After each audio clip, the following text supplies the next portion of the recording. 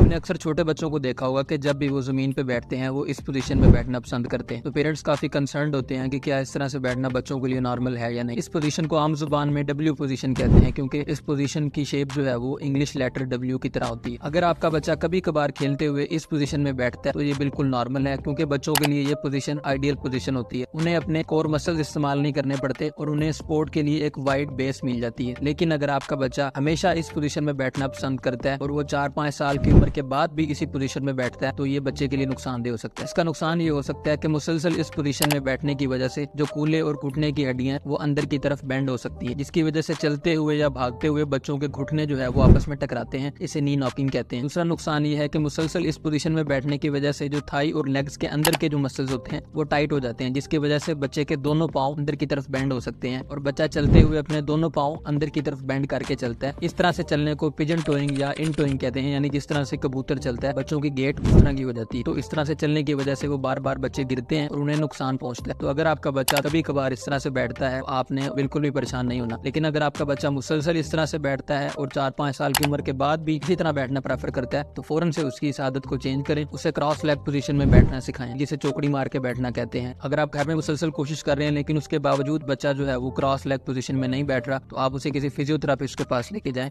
وہ کچھ مخصوص ورزشیں کرواتے ہیں جس کے بعد بچہ چوکڑی مار